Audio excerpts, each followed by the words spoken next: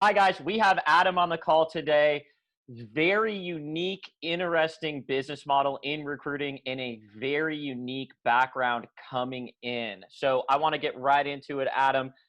Tell us a little bit about your journey. I think this is going to be a really special one. Yeah, absolutely. First and foremost, thank you guys for having me. I greatly appreciate it. I love sharing my story, and I love to dig in and talk nuts and bolts about recruiting. I don't really have the opportunity to do that a lot because most of the time I am sharing my story. So let's get that out of the way real quick. Born and raised New Yorker, 15 years working in marketing and advertising in New York. I knew it was exactly what I wanted to do out of college. I spent time at ad agencies. I worked at Sirius XM satellite radio in marketing, the early days of digital marketing, direct to consumer marketing. And it's important I frame this up because when I moved into recruiting, this is what I recruit for and why I was able to excel in it. Mm-hmm. After Sirius, I went to American Express. I hated it. I didn't like wearing dress pants and slacks. I'm a jeans and t-shirt kind of guy. Wasn't right for me. Went back into advertising and marketing for a few years. The last stop before I pivoted into recruiting was working at VaynerMedia for Gary Vaynerchuk. Thought it was the holy grail. Thought the grass was greener on the other side. Did not work out for me. I lost my job because, hey, I didn't do what they hired me to do. It happens. And I had this moment in life that I think a lot of people face. I was 35 and I said, what the heck am I going to do now? I knew that I didn't want to get back into account management and advertising. I knew that it didn't grab my heartstrings. I wasn't passionate about it. And on that day I got let go. Gary said to me, we had a good relationship. He said, Adam, you need to stop focusing on the things that you suck at and double down on your strengths. And we broke those things down. And what I'm great at is what you and I are doing here, what three of us are doing, my ability to connect, my ability to network. And I'm actually pretty persuasive when I have to be, except with my wife, because I lose every argument Makes sense. on that side. So Gary turns to me and he says, hey, listen, these things are great. What do you think you'd be good at? I said, hey, yeah, I have a buddy that does healthcare recruiting. Before I could finish my sentence, Gary said, you'd be a great freaking recruiter. And that was it. I went off into the world of recruiting. But I didn't just jump right in because I had no clue what this world was about. So I spent about 6-7 weeks. I reached out to every recruiter I knew, every recruiter I ever worked with, recommendations, referrals. And everyone was so generous with their time because I wasn't coming to them for a job right away. I said, hey, listen, I'm thinking about this. What could you tell me about the business?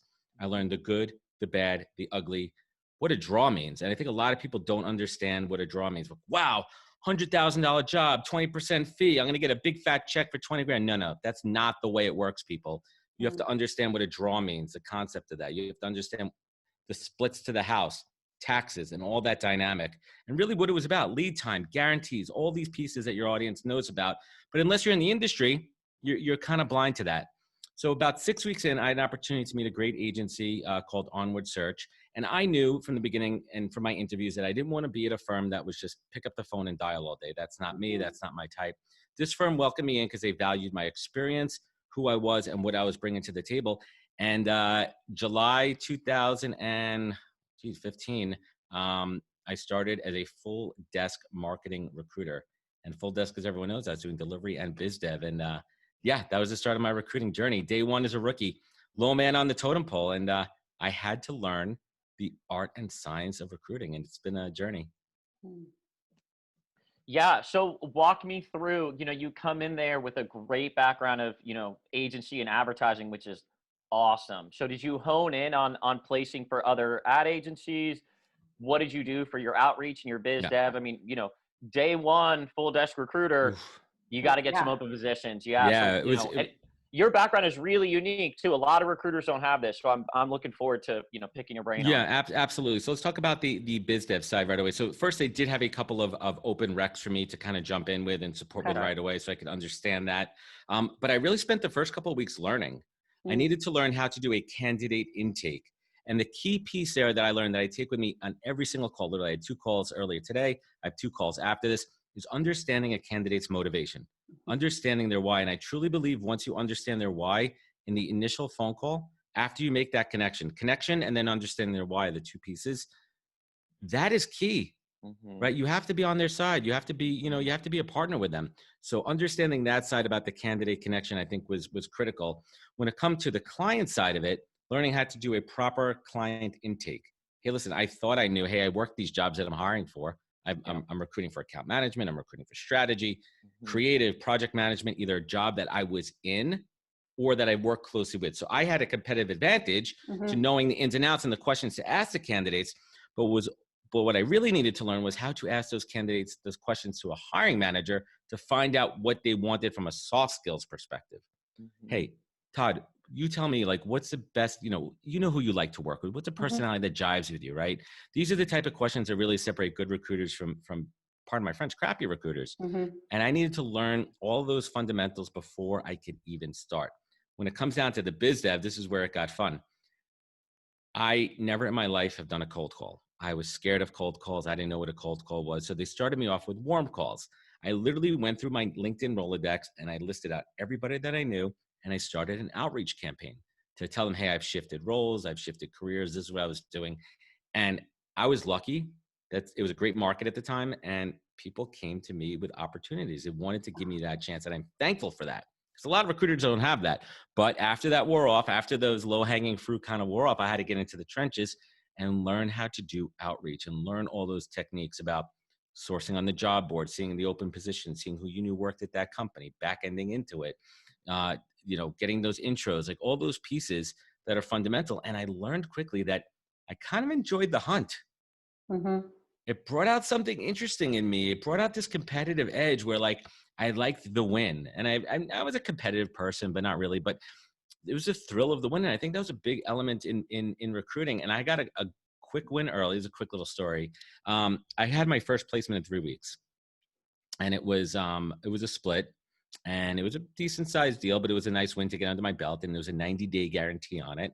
Everyone Mhm. here knows guarantee periods. They're Mhm. kind of scary. You mark it on your calendar. You put a little circle around that date when you could cash the check. And my candidate, I got a call 3 days before the end of a 90-day guarantee. So 87 days in, the dreaded call. Yeah. My candidate got let go for unspecified assumed drug use. Oh, wow. They did not tell me what type. They didn't tell me if it was confirmed. And I lost my first deal that way. So I lost my first deal, and I'm thankful for that because I knew what Yeah. it tasted like. And I learned to do a lot of the things in advance that would prevent that from happening moving forward. Like, of course, there's things out of your control, but now that you've been burned once, you start to think about these things as a recruiter, the counter offers, people moving. I mean, we all have these crazy stories that you Oh, can't yeah. prevent, but I had one just ghost me, straight up ghosted me. like day one just didn't show up. Yep, Just, have that. yep. Nope. Not, yeah. Todd, you had that too. Like just a I will hunt you total down. I will ghosting. get Dog the Bounty Hunter there, and he will find you and put you in that frickin' seat so I get my commission check. Yeah, But I mean, I've honestly, like something done. like that's like, well, that's not the right person, and it's I, kind of like, what did I miss? Like I've seen what? it all. I mean, Yeah. after a couple hundred placements, you've seen it Right. all. So, and you learn to front load it. And I want to echo back one of the things that you made a very important note on, and then I'm going to pivot the question. So, one is really creating a connection with the candidate and really understanding their why. So important, dude. Like, I always tell people, I'm like, you are a part-time career coach Mm-hmm. and Life you coach. are trying to like really get in, like, where is this man or woman at in their family? What's most important to them? Is it security? Is it growth? All of that is important. And that helps when you sell to the client. Cause I go, look, I do what you can't do because I'm coming in saying I have all of these companies and opportunities and I'm focused on what the right fit is. They're not going to give me some BS spiel about what they think I want. I'm like, I flesh all that out for you and I get closer to the truth. So I Right. just want to echo that back. What Adam shared there is 100%. brilliant, brilliant. Now, I want to talk to you about your thrill of the hunt and your biz dev strategy. So what I've seen is most recruiters find something that fits them on the biz dev side. They just get one type of style and approach and yeah, they can do other things, but it's their bread and butter. So I'm curious, what was your bread and butter on, your approach to getting new clients? It was straight up networking. It was straight Mm. up warm leads. It was straight up introductions. It was asking people in my network who I've known. It sounds cliche, but my network is my net worth. I really truly believe that. I've proven it out. I will put up my network against people on LinkedIn that have 100,000 followers versus mine. I will put up the relationship value, the business equity. I will put that up all day long because I curate it and I stay on top of my network. I do as Mm. best as I possible. And I burned one bridge in my entire career because it needed to be napalmed, Mhm. right? Yeah. That bridge needed to be incinerated. There was no other option. But even look at this. Let me give you a freaking example. I got fired from VaynerMedia. And I'm still close with Gary. I'm still close with Claude Silver. I'm still close with all those people that work there. That's not normal. Right. Right. And there's a reason I do that, right? Because I could separate it and say, humble enough, I screwed up there. That was on Right. me. I fired myself, not them. They didn't fire me. I fired myself from that job. And once you could separate that and think about the long-term relationship equity in any relationship, it's going to be a game changer. Mhm. So relationship equity is my number one business development driver. Now let's shift to, should we talk about COVID, how that changed the game? Yeah, Yeah. absolutely. Let's go there. One quick thing. Relationship equity. Just let this land what Adam just shared, which is his network, not taking more out of it than he gives into it, and maintaining really good relationships. You know, being And a human of your word, showing up, putting other people first, maintaining those relationships so that when you do a small ask in an intro, that works for you. So Adam, that's a right. brilliant share. So let's go to the shit show that was COVID. Yeah, but I mean, just to kind of riff on that for a moment there, I never for a moment take for granted that I had such a unique advantage over so many other recruiters because I'm recruiting in the business that I worked in, and I Right. had 15 years worth of relationships that made my job significantly easier. So I jumped into recruiting strategically because I knew I had the wind behind my sail. Yep. I wasn't going from being in marketing and advertising to being an astronaut. Right? I didn't go from that. It was a very logical pivot that I went into. So pause and let's fast forward. I'm doing my thing for the last couple of years. I went from the agency world, and then about 3 years ago, I said, screw it, I'm done working for the man, and I went out and launched my own business. I said, I want to keep all the fees. Isn't it amazing when you get a 20K check? That all goes to you. It goes in your Yeah, pocket. It's for sure. amazing. We all know it, but there's also the risk that goes with that. You are taking on the risk. You don't have the house to back you. You don't have the marketing in the house. You are the house. Yep. You are the company. So that was a crazy adventure, and I did it, but I kept a lot of the same biz dev practices that were successful. I kept my core relationships. I had a manageable load. I was scaling at a pace that was comfortable for me. We'll talk about the model change in a little bit there, but talking about the business development pivot, COVID hit mid-March, and everyone knows it was an amazing market up until then for the last, 18 months, 2 years. I was on a roll. Last year was the best year of me Dude, it was financially. so good. It was so It was great. good. It Yeah, was I great. know. And candidates are happy. Clients were happy. I was like, this Yep. is great. Yep. March hits, and literally that day, March 13th for me, the day I had to cancel my trip to South by, that was my day for me that I knew everything was different. Mhm. And I have a recruiting mentor. His name is Joe Mullings. I don't know if you guys know Joe Mullings at the Mullings Group down in Florida, med tech recruiting. He is my recruiting icon, my beacon, my North Star when it comes to recruiting. And I remember it was kind of like a warmish day in New York here, weird March day. And I take a lot of my calls around this pond by my house. And I'm talking to Joe, and he says to me, Adam, you have a choice right now. You have a choice to either crawl up into a ball and run away and hide and fail and be done, or you could tackle this beast and be the best that you can right now. And it wasn't even a choice for me when he said that to me. And he said something else that's magical. He said, you need to be invaluable. The concept of being invaluable. How do you provide value to clients when there's no business to be had, when there's no business to ask for? And then this idea of providing value to clients that I have, clients, prospective clients, candidates, how do I stay top of mind to them? And for me, that was the podcast that I've been doing since last February, which capitalizes on my network, which is basically a stage that I set to showcase amazing folks in my network from the world of HR, recruiting, talent acquisition, sports, politics, life stories. And I said, you know what? I'm going to quadruple down on this show while I have a little bit more bandwidth. And I decided to use the show as my business development tool. And the idea is, it is significantly more effective. I mean, yes, I have a show that's developed, but it's significantly easier and more efficient and more effective to go out to a decision maker, a CEO, a CMO, a head of talent, and say, hey, Todd, you leave talent acquisition for this company. I have this show called The Podcast, which is all about that. I would love to showcase you and your story on my show versus saying, hey, Todd, I know you have no open recs right now, but hey, let's sign this contract. Give me your jobs. Yeah. And I don't hide this. I don't even hide it to the guests, because right after the show, they're getting into my cadence of follow-ups. Yep. And what this has resulted in is developing an incredible relationship with these guests beforehand to set this up, doing the prep work, understanding them, and then having them on my show for an hour to unpack their career story, make it about them, make it about how they build teams, make it how they build about culture. At the same time, I'm getting all this intelligence, so hopefully when I get this contract, I have all that intel going in. And you talk to them on the show, you understand who they are, what they do, and it's building a real relationship. And this has resulted in real business. Real relationships. It's resulted in immediate business, long-term business, referrals. Are you kidding me? Right. The amount of referrals that I've gotten from the show, plus it's developed the brand on LinkedIn and elsewhere. There's not many recruiters out there from a percentage perspective who do this. There's a few of us. It's a handful, because I did a lot of research and it's really only a handful. I want to highlight something. You really honed in earlier on the power of choice. So at the end of the day, like, I think this is so critically important. Like, even back when you got fired, you took ownership of that. You took responsibility for that. But it's like, we get to start to own things. We're not a victim to the circumstances. We're not victims to COVID. And I know that for some folks right now, that's not going to land. Maybe you've lost your 100%. job. Maybe Or lost maybe, a loved one, yeah. or lost a loved one. Like, And we're look, I sensitive know. to everybody. But Yeah. Let's talk reality. Yeah. And like, here's the deal. When I say you have a choice, what I mean is, if we are a victim to something, it's outside circumstances are happening to us. We have no power. When I invite you to have a choice, I'm inviting you to take ownership of your power. So I mean it from a really critical, crucial, empowering perspective of, what do you want to choose for yourself? Yes, it's okay to grieve. Absolutely. Yes, it's okay to be upset with ourselves. Be upset. Yeah, be upset. Let it the fuck out. Of Like, course. no joke. We're Let it human out. beings. Let it rip. Yeah. Yeah. And then after, like, emotions are designed to last for 90 seconds. Okay. Grief is a little bit more complicated. 2 There's a minutes lot of for me. layers there.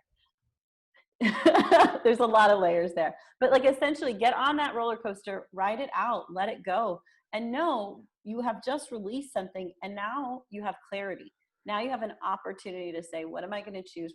What is next for myself? And when it comes to loss, that can often be a longer journey. It's not going to go away. You know, like, COVID has rocked the world, right? But what are you choosing to do with it? Like, Exactly. you know, like, I had pivoted into recruiting right before COVID, honestly. And I was like, okay, I'll still do it. Now what? Yeah, right. I had moved out of the field of therapy. So that's why I can say, like, And wholeheartedly, you get to have a choice. yeah, you do actually. And I think there's another big piece of that too, which is as soon as you're able to take accountability and say, this is on me, right? I had a choice here. I could have went one direction or another. Once you have the accountability, then you get to the self-awareness part. And you're like, holy shit, look at that. I could look back and analyze what I did there and get above it, look down upon it, and move forward. And then once you have that, man, the clarity is incredible. And I'm able to do that now every single day. And it's been a game changer for me. That mindset, that attitude of like, okay, I did something and let me get above. I did something and let me get above, and let me zoom out and see it. The responsibility piece is key, because there's so many people that blame others, that they blame, oh, I'm blaming COVID for this. And I lost my job because this person at work sucked and it's their fault. No. Listen, Yeah. Truth be told, listen, there are a lot of bad fires that are not people's faults, but let's call it what it is. The majority of people that get let go and terminated, you knew it was coming and you could have done something about it. Yeah. You played a role in it. Yeah. It didn't There's just no way happen. don't fire the best person on the team. Come on. No. And maybe you were checked out. Maybe you weren't happy. And like, maybe that's because you're supposed to go do something else. And like, that's you calling yourself forward to something different. I look back on that and I'm so thankful that moment happened, because otherwise I would have been stuck in continuing to do the same ad job. I'd be making 3 to 5% more per year. Maybe I get a raise, but I also recognized at the time also when I look back, because I had a choice. When I got I could have stayed in advertising. I said, you know what am I going to go? I was making 147. Now I'm going up to 153. Now I'm up to 163 the next year. Everyone knows we get into recruiting. Honestly, let's call it, we're in this for the money, people. Anybody who says otherwise we all love people. We do. That's why we're good at our jobs. Yeah. But we do this because we make money at it. So let's figure out the best way to do that. Right. And that's when it comes down to like and I'd love to talk about it, is shifting my business model. Let's talk about that. So the way I look at it, contingency recruiting was a double-edged sword for me. And I think for most people, the highs were high. There's no better high than winning a deal. I mean, literally, like, there's no better non-drug high than closing that deal. It's an adrenaline rush. There's no worse feeling on the exact opposite side of losing a deal. And I remember there was about a 36-hour period where I lost 3 deals in a row. Oh, wow. And these were, I thought they were slam dunks. And one of them was a closed deal. The girl got engaged over the weekend and her boyfriend got hired by Microsoft and had to move out to Washington. The other one was a counter offer that I didn't see coming. And I learned a lot of counter offer techniques. And the third one, I forgot what it is, but it all happened. And I go, I'm done. I'm done working for other people. and I'm done with doing this contingency thing. I got to figure this thing out. And that's when I went and launched my own business. And when I went and launched my own business, I took on some contingency because I had to. Mm-hmm. But I started doing contract work by myself. I started doing hourly work by myself in addition to that. And I found quickly that I enjoyed the process because it tapped into some of my agency elements that I liked. I like the account management side. I'm amazing at managing expectations. That's my golden rule, which we'll get to later. And it tapped into that relationship game where I can be embedded in a company and really be that liaison, that true liaison between the candidate and the hiring manager, be a real on-site manager. And I didn't want to go in-house. I didn't want to, they couldn't pay me what I was making. That wasn't it. But hourly, I was doing really well. And I was also able to bill above and beyond. I was able to push myself to 125, 150% capacity, where I was able to maximize the amount of money I was coming in. Then I was introduced to the concept of the RPO model. And I started to form a network of other independent recruiters that were looking for work, but I had the relationships, I had the opportunities, and I was already maxed out. So I started to put other recruiters into play and make the margin on that as a small RPO. That's when things started to get serious. Then I started to bring in contingency, but I said, I hate contingency. For me, contingency is basically in a home run derby where you could have 100 balls and your only counts as a home run if it goes over the fence. If it hits the top of the wall, doesn't count. Bounces, goes over, doesn't count. You're not getting paid unless it goes over. I go, I can't deal with that emotionally. That doesn't work for me at home. It brought a level of stress, a level of anxiety. And I said that I don't care how much money I'm making. I can't be that person and come home to my family and be that guy. Mm. But when I shifted the model and I knew I was getting guaranteed money, I started to build retainers where I said, hey, clients, I'm going to deliver for you. We don't have to count hours. Here's a set price that's going to cover my time for the month. It's a fair number. And they loved it. They didn't have to chase contingency. The rates were lower. I was getting guaranteed money. Everybody was happy. And that's what I built out over the last 2 years. I've proven out the savings model. I've proven out how. So here's another piece too. I mean, I don't want to throw contingency recruiters under the bus here, but you tell me a contingency recruiter that's not trying to get the highest salary for their candidate. Mm-hmm. I go to my clients, I say, hey, I'm agnostic to that. We're going to get the candidate at the best value that works for them and works for you. There's a cost savings there. There's a cost savings in the annual salary versus this recruiter trying to max it out. I'm sorry, I'm throwing recruiters under the bus. And also the fee. That's a double whammy right there. And my clients who got it were like, abso-freaking-lutely. That makes sense. And that's been a game changer. That case study that I built. Yeah, let me unpack this a little bit, Adam. So on the retainer side, what do you normally do? Do you do like 80 hours a month? So that'd be 20 hours a week part time. For how much? And then do you do a success fee as well? Yeah, no, there's no. I took the success fee model out of it. We are doing metrics based. We are looking at results. We're monitoring it monthly there, but I don't operate like that. I think time to hire is the worst metric in the history of recruiting. I think you can't look at. You have to look at the quality of the hire. You have to look really qualitatively and say, is this the right hire? Is this the right person? Are they hitting their success metrics? Is the candidate hitting their KPIs, not the recruiter? That's how you really measure it. The way I build it is interesting. So a client will come to me and they say, hey, Adam, we have 4 open roles. And the worst thing someone could say to me is, how long is it going to take to fill this? Because I always laugh at them. I go, that's not on me. That's on you. I'll work as fast as you work. But I will never guarantee how fast I'm going to fill a role. And I don't think any recruiter could really do that. Right? Because there's so many X factors in that process: the market, the timing, the job itself, the company's image in the marketplace. Are they pricing it right? You guys know all the factors, so I'll never put that metric. But basically what I say is, back a napkin. To do a job effectively as an in-house recruiter, we're going to estimate 10 hours per week per role. And that's where my starting point is, depending on what they need for their scope. And then I either bill it out hourly for myself if I'm doing the recruiting, or I bill it out for my recruiter. And I've also built a team. I have a sales recruiter. I have a tech recruiter. I have a creative recruiter. So I know how to put each one of these in play in the right opportunity and scale it. Mm. Yeah, this is really interesting. Mm-hmm. So, I went from contingency to an hourly model, and I just got so burned out on counting the hours. And I was like, dude, I don't want to do all of this billing, like just going through it. I'm like, fuck, like, I just don't want to do this. So then I looked at doing the retainer. I made a decision of moving up into retained search. And that's what I've done. Yep. So that's, like I would still offer the retainer, but like all of my marketing has moved more. Cause like the other thing is for me, the higher level conversations are more interesting. And I'm sure for you, it's like, dude, 100%. you can interview another account management or another AE you're probably going to want to throw yourself out the window. When it gets to the point that you're able to do a managing director or VP, it's like, okay, cool. This is way more in my wheelhouse. So the real conversations. Yeah, I'm curious as to why you got rid of the success fee. I found that was pretty integral to keep, because part of this is an incentive system. When I look at the corporate recruiter internally, I mean, and I would talk to them, and I don't want to make them look bad. I'd be like, hey, dude, you're not a bad recruiter. This is pure incentives. Like, I'm incentivized more. So like, that's it. That's all there is to it. I mean, so I took that out just from a price comparison, a price point, and I just rolled that into the monthly retainer. I bumped it up, I bumped it hourly, and I rounded it out. It was less hassle. I wasn't sending you an hourly invoice. I wasn't sending you weekly hours. Some of my recruiters that are in play contract-wise do that, right? But for me, I said, listen, this is an all-in number. Yeah, I don't want to do that. Yeah, I don't want to nitpick. I don't want to deal with the success thing. And if I'm not being successful, you have a 30-day out, and you can review it every month. If you're not happy with what you're getting here, that's fine. Yeah, that's my incentive is to not lose a freaking contract. Yeah, let me ask you, did you have like a weekly reporting system that like just dumped metrics to them on a Friday at the end of the month? So because like that was another thing I ran into is like they want constant reporting. No. I get it, and that is part of the reason that I was like, I'm just going to do executive retained because I don't have to deal with any of this. So and I've had that before, right? Like I always give status reports, and it comes down to the concept of managing expectations. And that's like my golden rule in recruiting. And it comes from agency life, is managing expectations. I'm always giving an end of the week status report. I give you the metrics, who's in the pipeline, where are we having difficulties? Are we seeing things in the market that are saying, hey, the market's dictating a higher salary, so let's reconsider this.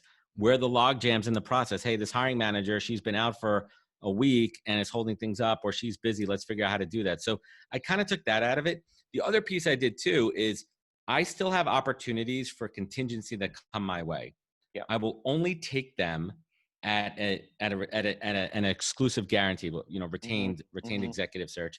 And the incentive there is I'll say, hey, listen, let's just say hypothetically, I'm normally good 25% because I actually try to push people away because I don't want to take it. I want them to want it because they want to work with me. So I put that higher rate up there. And then when I offer them the exclusive, I drop it a couple of points to give them the value, which works. I say, listen, you want to put 5 of us out there, 5 recruiters out there for non-exclusive, fishing in the same ocean, diluting the candidate pool, diluting your brand message out there. I go, I'm not even interested in that. Give it to somebody else. Yeah. So that's the two things I balance there. This is really interesting.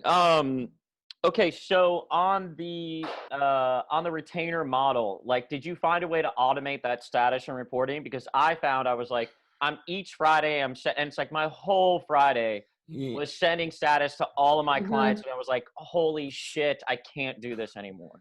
Yeah, so let's talk about that. Let's talk about that for a moment there. So I actually don't mind doing status reports, and I have a template that I use.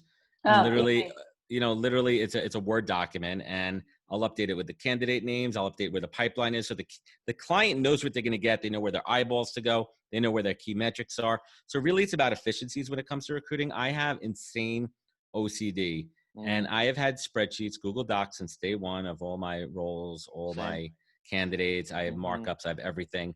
And finally this year, when I was able to have a little bit of bandwidth, one of the silver linings of COVID, I invested in a database, and I built out my own Zoho database this year. I also built out a CRM tool called Interseller that I absolutely love. It's automated drip campaigns, and it changed my game. Now with Interseller, I moved away from in-mails. I found that in-mails are ineffective. In-mails are ineffective, and LinkedIn Recruiter is an overpriced product. So now I use LinkedIn as my net, as my database, and I put Interseller over it, and I hunt on top of it. I don't need Recruiter because I know what companies to go for. I know what titles to go for. I don't need any of that. Yeah, quick questions just to get into it. So Interseller, are you able to just grab the profile right off and then drop them into a cadence and like? Correct. It scrapes the email address. Yep. Yeah. So I've been looking at two. Like I'm looking at Gem and I'm looking at Outreach. The price point is like $2,500 to $3,500. Look at Interseller. Yeah. A fraction of that, depending on how much you need. We'll talk offline about Interseller because they're a sponsor of the podcast.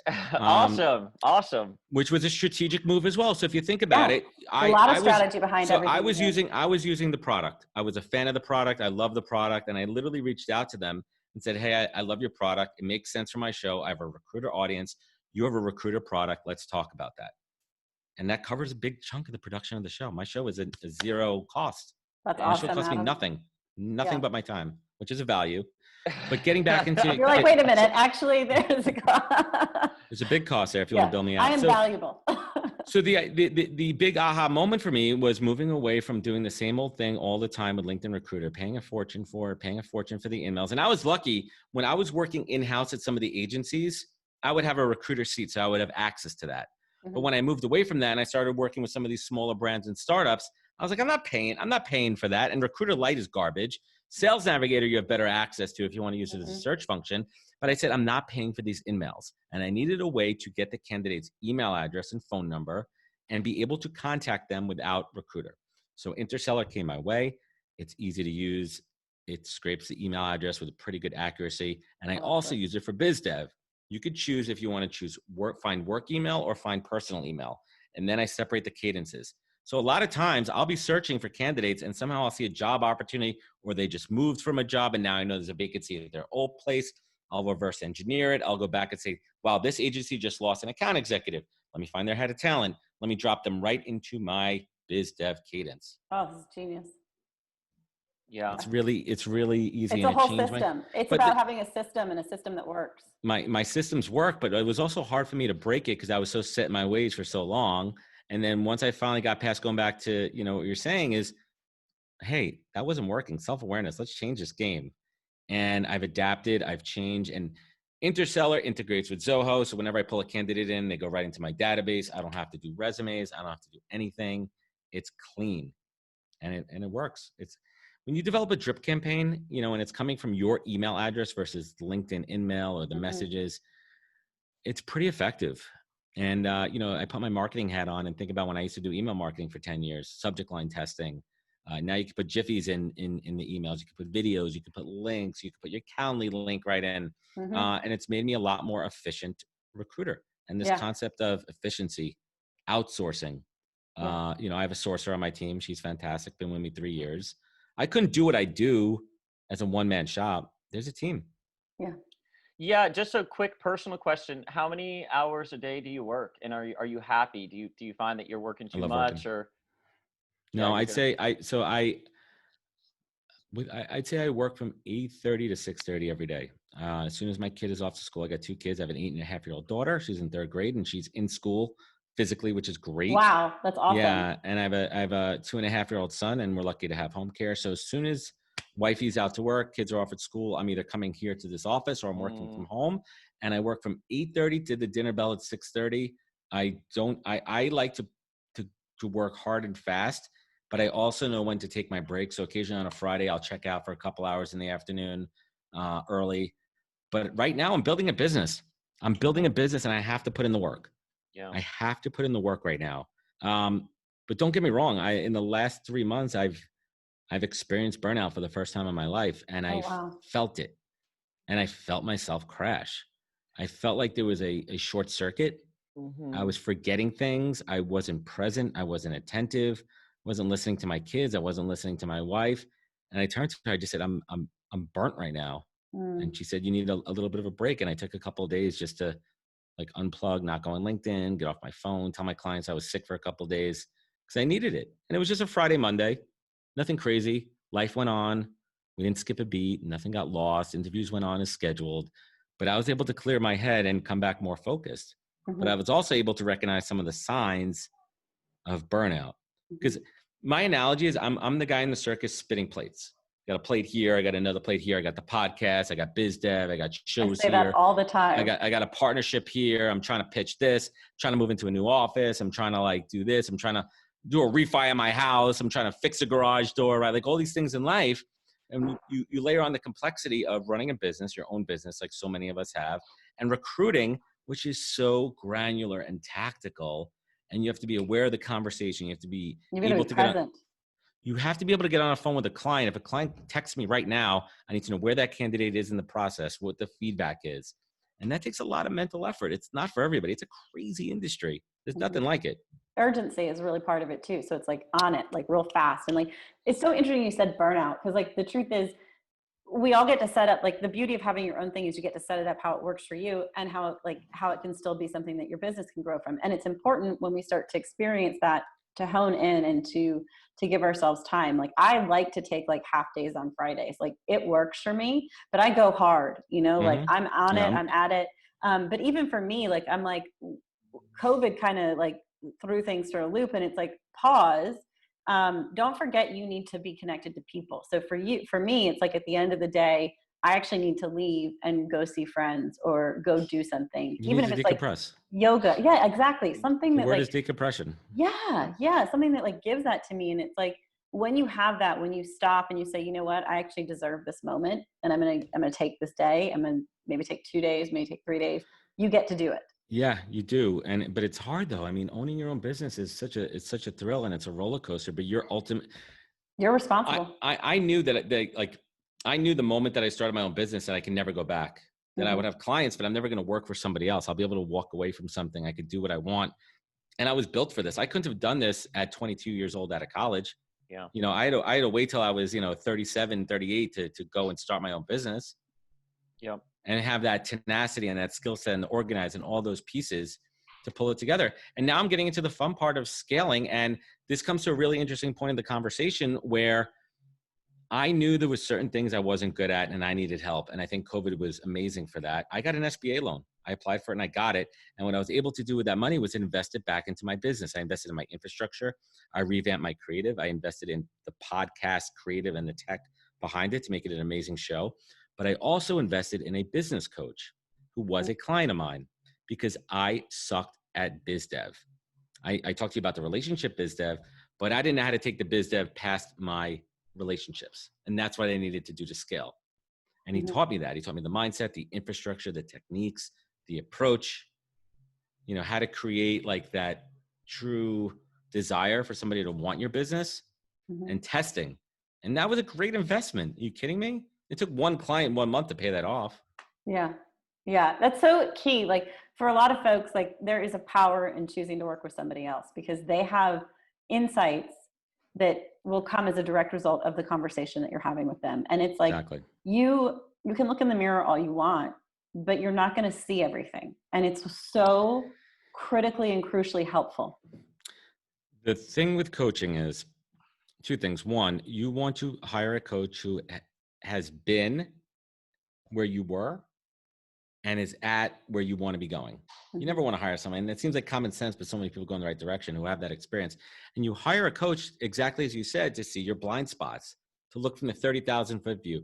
We all have blinders on. We all, someone's got to look out for your flank. Someone's got to see those things that you honestly suck at and you need to improve on, who sees your strengths and says, you're good in this area. Let's focus on these other things to round you out.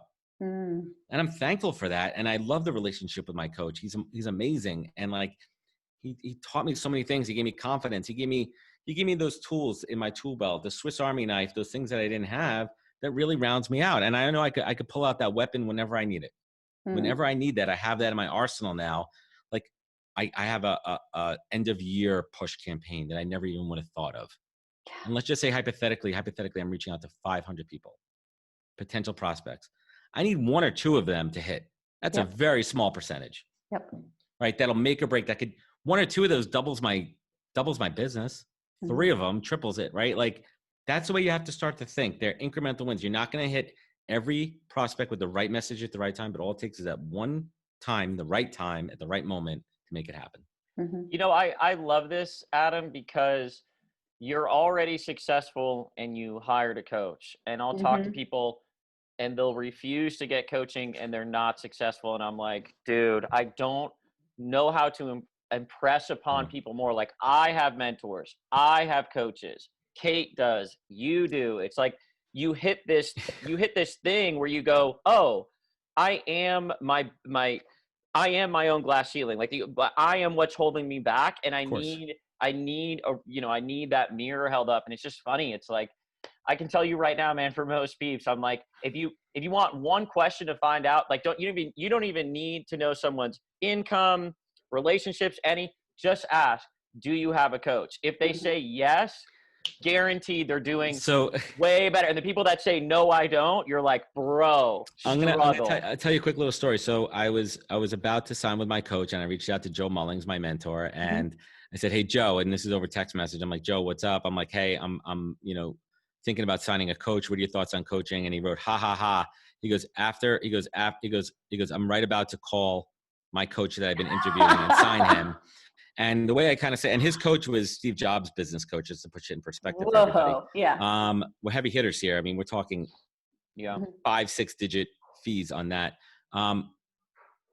The best in sports, Serena Williams, Tiger Woods, music, every one of these folks that are at the top of their game professionally all have coaches. Yeah. And it's to see their blind spot and get them past through those breakthroughs. Yeah. It's self-awareness. It comes back to what you're saying earlier. It's self-awareness.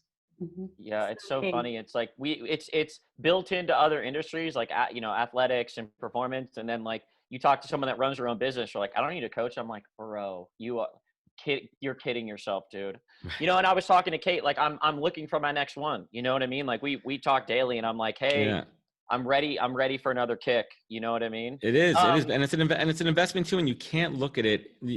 That's another big piece too. Getting into coaching, you can't look at it as that fee, that cost, that monthly. Yes, it's a number, and you're writing that check and you're paying it. You have to look at it from an investment standpoint. It is an investment. You have to look at the ROI on it. You can't look at, oh man, I just paid this guy $5,000. Shit. No, because it's that's like game over. Yeah. No, you got to think about like, what am I like? There's so much more value in working with someone. Like I came from a therapy and coaching background. Of course I value it. And of course I value working with others, because you got to think like, this is what I'm willing to do for me. Exactly. Yeah. Yeah. And it's investing in leverage.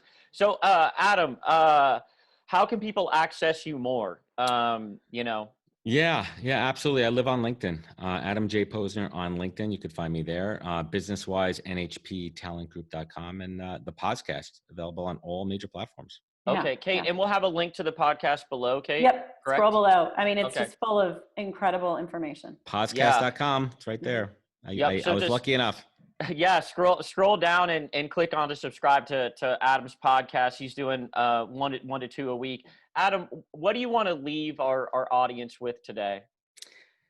I think it comes down to one trait that I think all successful recruiters have, and it comes down to something that if I was going to get like knuckle tats, right, it would be, or like one of those cool lip tats, it would say it would say tenacity, because I think that's really what it comes down to, is this word tenacity that I always knew I had inside of me. And it didn't come out until I got into recruiting, and it lit every fire inside of me, and it lit all these places that were dark previously and dormant. And tenacity is when you got to reach down deep inside and harness something, harness that fire that's going to pull you up when you're down, harness that fire when you're struggling, when, it's a Friday at 4:00 and you're like, shit, I need to bang out a couple more emails, a couple more follow-ups. That's tenacity. And tenacity is also on the flip side of it when you're grateful and thankful for everything that you have, and you want to show gratitude. That's tenacity, also looking at it the other direction. So I urge everybody, to find that tenacity, find your why. And the way to find your tenacity is to always look for your North Star. Find your why, find your compass, and I'll point you in the right direction.